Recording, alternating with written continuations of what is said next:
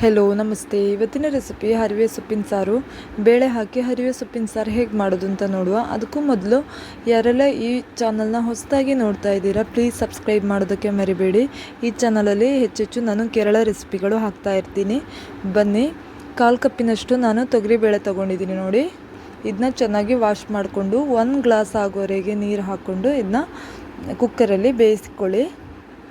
ನಂತರ ಬೇಕಾಗಿರುವಂಥದ್ದು ಒಂದು 5 ರಿಂದ 6 ಸ್ಪೂನ್ ಆಗುವಷ್ಟು ತೆಂಗಿನ ತುರಿ ಮತ್ತು ಚಿಟಿಕೆಯಷ್ಟು ಜೀರಿಗೆ. ಇದನ್ನ ಚೆನ್ನಾಗಿ ಅರೆದಿಟ್ಕೊಳ್ಬೇಕು.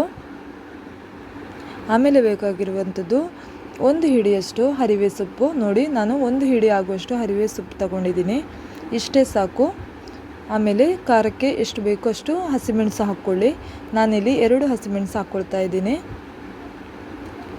ನೋಡಿ, ಇದು ಬೇಳೆ, ಬೇಯಿಸಿಟ್ಟ ಬೇಳೆ. ಎಕ್ಸ್ಟ್ರಾ ನೀರು ಆ್ಯಡ್ ಮಾಡಲಿಕ್ಕಿಲ್ಲ. ನಾವು ಕುಕ್ಕರಲ್ಲಿ ಬೇಯಿಸಿದಾಗ ಇಟ್ಟಿರುವಂಥ ನೀರಿದೆಯಲ್ಲ, ಅದೇ ನೀರನ್ನು ಹಾಕ್ಕೊಂಡ್ರೆ ಸಾಕು. ಸ್ಟವ್ ಆನ್ ಮಾಡಿಕೊಂಡು ಕೆಂಪು ಮೆಣಸಿನ ಪುಡಿಯನ್ನು ಹಾಕ್ಕೊಳ್ಬೇಕು. ನಾವಿಲ್ಲಿ 1/4 ಸ್ಪೂನ್ ಆಗುವಷ್ಟು ಅರಿಶಿನ ಪುಡಿ ಮತ್ತು 1 ಚಿಟಿಕೆಯಷ್ಟು ಕೆಂಪು ಮೆಣಸಿನ ಪುಡಿ ಸಾಕು.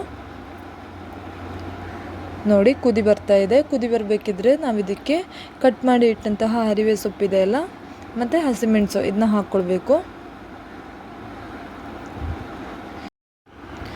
ಇವಾಗ ಇದಕ್ಕೆ ನಾವು ರುಚಿಗೆ ತಕ್ಕಷ್ಟು ಉಪ್ಪನ್ನು ಹಾಕ್ಕೊಂಡು ಚೆನ್ನಾಗಿ ಮಿಕ್ಸ್ ಮಾಡಿಕೊಂಡು ಬೇಯಿಸ್ಕೊಳ್ಬೇಕು. 5 ನಿಮಿಷ ಸಾಕಾಗುತ್ತೆ. 5 ನಿಮಿಷದಲ್ಲಿ ಬೇಯುತ್ತೆ.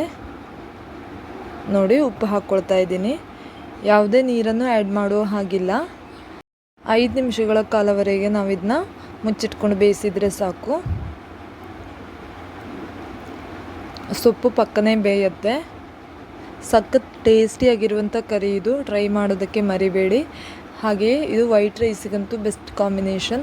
ನಾವಿಲ್ಲಿ ಜೀರಿಗೆ ಹಾಕಬೇಕಿದ್ರೆ ಮಾತ್ರ 1 ಚಿಟಿಕೆಯಷ್ಟು ಹಾಕಿದರೆ ಸಾಕು. ನೋಡಿ, ಹರಿವೆ ಸೊಪ್ಪು ಬೆಂದಿದೆ.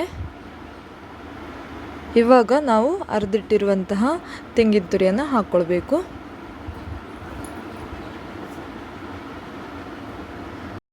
ಎಕ್ಸ್ಟ್ರಾ ನೀರನ್ನು ಆ್ಯಡ್ ಮಾಡುವ ಹಾಗಿಲ್ಲ.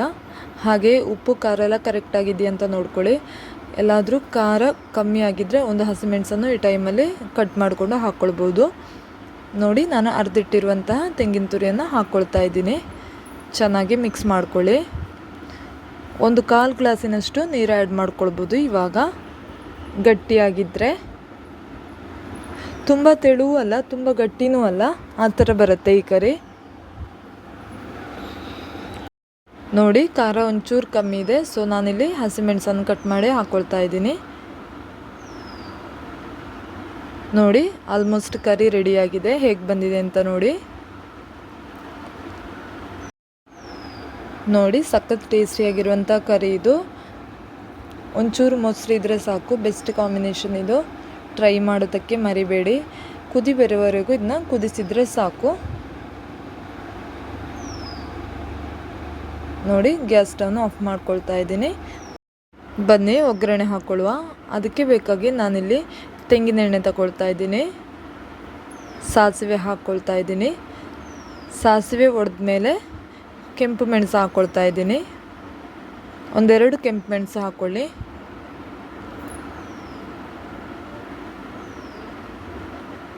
ಕೆಂಪು ಮೆಣಸು ಕೆಂಪಾದಾಗ ನಾವಿಲ್ಲಿ ಕಟ್ ಮಾಡಿಟ್ಟಿರುವಂತಹ ಸಣ್ಣ ಈರುಳ್ಳಿ, ಅಂದರೆ ನಾನೊಂದು 2 ಸಣ್ಣ ಈರುಳ್ಳಿಯನ್ನು ತಗೊಂಡಿದ್ದೀನಿ. ಇದನ್ನ ಕಟ್ ಮಾಡಿ ಹಾಕ್ಕೊಳ್ತಾ ಇದ್ದೀನಿ. ಸಣ್ಣ ಈರುಳ್ಳಿ ಕೆಂಪಾಗೋವರೆಗೂ ನಾವು ಇದನ್ನ ಫ್ರೈ ಮಾಡ್ಕೊಳ್ಬೇಕು. ಆಮೇಲೆ ಒಗ್ಗರಣೆ ಹಾಕ್ಕೊಳ್ಳುವ. ನೋಡಿ, ಟೇಸ್ಟಿಯಾಗಿರುವಂಥ ಕರಿ ರೆಡಿಯಾಗಿದೆ.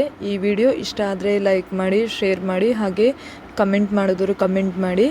ಇನ್ನೊಂದು ಹೊಸ ಕೇರಳ ರೆಸಿಪಿಯೊಂದಿಗೆ ಬರುವವರೆಗೂ ಧನ್ಯವಾದಗಳು.